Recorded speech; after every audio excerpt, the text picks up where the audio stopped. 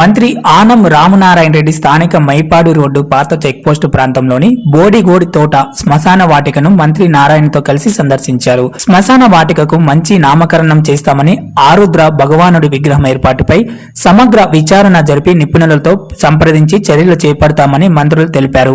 వచ్చే సంక్రాంతికి మంచి నామకరణంతో నూతన వరవడితో ఇక్కడ పూజలు చేసుకునే ఏర్పాట్లు చేస్తామని తెలిపారు.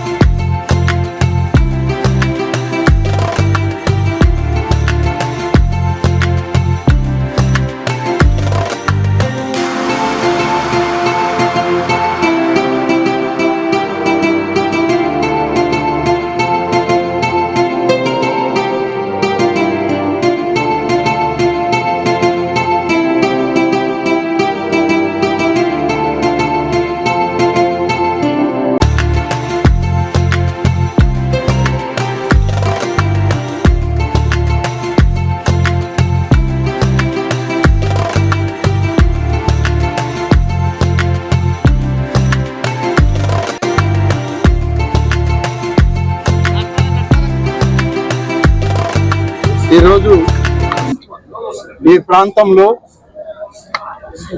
పెద్దలు నారాయణ గారితో కలిసి 2 భగవత్ సన్నిధికి వెళ్ళి 2 ఆలయాలను పరిశీలించి వాటి పునర్నిర్మాణానికి కావాల్సినటువంటి కార్యక్రమాలు ఏం చేయాలనేటువంటిది వారితోటి కలిసి సలహాలు సూచనలు తీసుకుని అధికారులకు ఆదేశాలు ఇవ్వడానికి ఇప్పటికే కొన్ని సూచనలు చేశాం.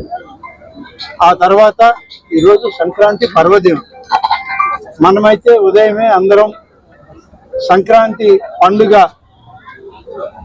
పండుగ దినోత్సవాన్ని జరుపుకుంటూ సంక్రాంతి సంబరాల్లో అందరికీ శుభాకాంక్షలు తెలుపుకుంటాం.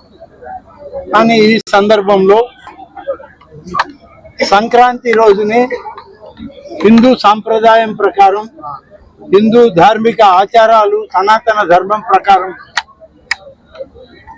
మన కుటుంబాల్లో పెద్దలకి పూజలు చేసుకోవడం, వాళ్ళ పేర్లతో తర్పణ మొదలడం, అనేక మందికి అన్నదాన కార్యక్రమాలు చేయడం, ఇవన్నీ జరుగుతూ ఉంటాయి.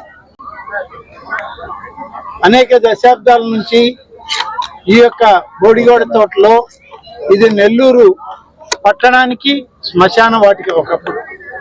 ఇప్పుడు ఇది నెల్లూరు నగరమైన అతిపెద్ద శ్మశాన వాటిక పూర్వపు రోజుల నుంచి మున్సిపల్ కార్పొరేషన్ ఆధ్వర్యంలో నడిచేటువంటిది ఇదే.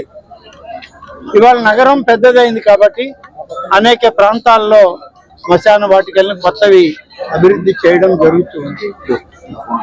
ఇప్పుడు ఈ శ్మశాన వాటికని పెద్దల పండుగ రోజున అందరూ ఇక్కడ ఎవరినైతే పూర్పులు చేసి సమాధులు కట్టుకొని పూజ చేసుకుంటారో ఆ కుటుంబాలన్నీ వేలాది కుటుంబాలు, ఈ నగరంలో వాళ్ళు, బయట ప్రాంతాల వాళ్ళు కూడా ఇక్కడికి వచ్చి ఆయా కుటుంబ సభ్యులు, పెద్దలు, కీర్తిశేషులు ఎవరైతే ఉన్నారో వాళ్ళని స్మరించుకొని పూజించుకొని, అలాగే పూల అలంకరణ చేసుకొని ఇచ్చేటువంటి ప్రాంతం కాబట్టి ఒక మంచి ఆలయాన్ని కూడా ఇక్కడ పెడితే బాగుంటుందని గతంలో వివేకానంద రెడ్డి గారు రుద్రుడి యొక్క నివాసంగా దీన్ని ఏ విధంగా చేయాలి, ఎలా డెవలప్ చేద్దాం అనేటువంటి ఆ శివుని యొక్క రూపాన్ని ఏ విధంగా ఇక్కడ మేము చేయాలను దానికి పెద్దల నారాయణ గారి సలహాతో తప్పనిసరిగా ఏర్పాటు.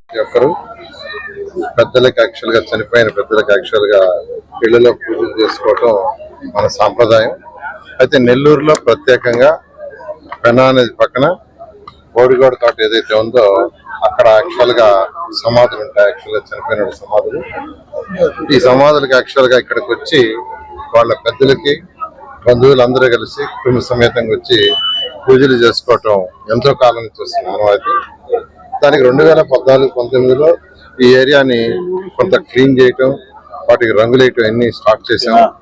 ఈ సంవత్సరం కూడా యాక్చువల్ గా మళ్ళీ తెలుగుదేశం ప్రభుత్వం, ఎన్డీఏ ప్రభుత్వం కానీ అలా ఏర్పాట్లను చేశాం. నేను మంత్రి గారు అయినటువంటి ఎండోమెంట్స్ మంత్రి గవర్నర్ అయిన రామనారాయణ గారు ఇద్దరు యాక్చువల్గా ఇవాళ 2 టెంపుల్స్ లో వాటి టెంపుల్స్ యొక్క పునర్నిర్మాణం కోసంగా అధికారులతోనూ ప్రజాప్రతినిధులతోనూ యాక్చువల్ గా పోయి మాట్లాడి డిస్కస్ చేయడం జరిగింది. దానికి కూడా ఒక టైం బౌండ్ యాక్చువల్ గా ఎంత కాలంలో పూర్తి చేయాలనే దానికి గౌరవ మంత్రి గారు ఒక క్లారిటీ అధికారులకు ఇచ్చారు.